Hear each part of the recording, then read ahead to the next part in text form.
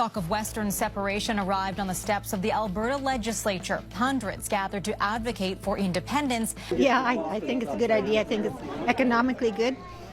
We'll have control of our own pipelines and make our own decisions instead of being puppets to Ottawa. I wish Alberta could stay part of Canada, but unfortunately it's been this way for so long.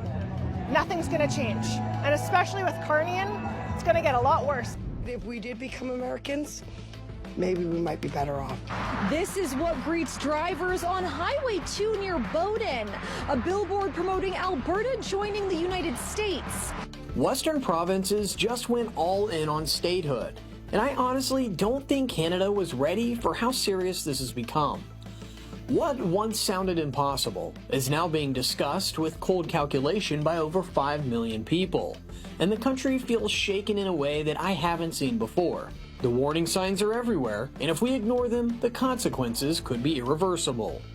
The sound reverberated off the stone walls of the Alberta Legislature building. Hundreds supporting the separatist movement gathered in Edmonton, denouncing federal policies. We have been dominated by Eastern politicians and Eastern politics. Our resources have been landlocked. This is one of the moments where I can feel the shift before anyone in power is willing to admit it. What used to sound insane is now being said out loud, seriously and without hesitation. Alberta, Saskatchewan, and even parts of British Columbia just dropped an earth-shattering Wexit announcement. To me, this doesn't feel like political theater at all. It feels like a breaking point. Something snapped in Western Canada, and it didn't happen in Parliament or during some staged announcement. It happened in people's heads. Loyalty didn't vanish overnight, it wore down. If I have a vote, resounding yes. No way I want to become part of the States. We've got too much to live for here in Canada.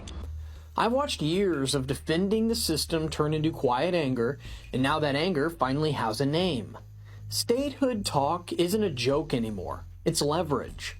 Alberta separatists even filed a petition on December 11th, 2025, asking if the province should leave Canada, with signature collection from December 13th, 2025 to January 11th, 2026, needing 177,000 valid signatures. And it's not just talk. Alberta even allocated $3 million for referendum preparations as of December 16th, 2025. Once people start using leverage, the relationship has already changed. Ottawa may indeed be losing the West for good.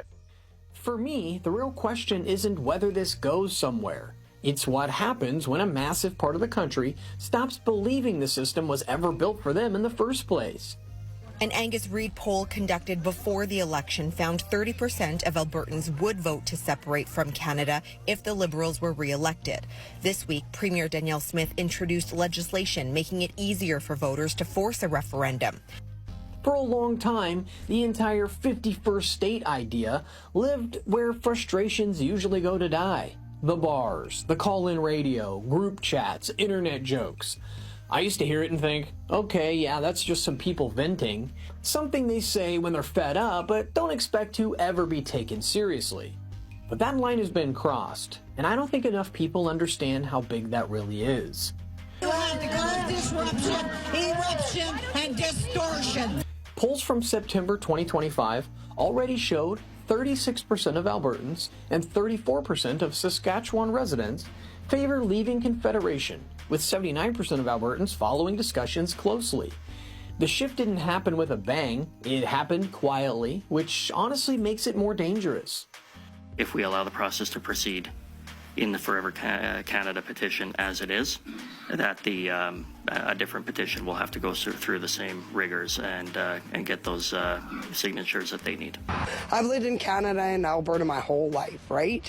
And is it like I have not seen any improvement? When economists stop rolling their eyes and start running numbers, when business leaders stop laughing and start asking real questions, the tone seems to change. Ottawa's silence didn't shut this down. In my view, it just poured fuel on it. Every dismissive comment, every delay, every vague response made the idea feel more legitimate. This moved from emotion to calculation. And once that happens, there's no rewind button. Ideas don't retreat after people start treating them seriously. First Nations leaders across Alberta and Saskatchewan and members of the Indigenous community say the bill breaches their treaty rights. For the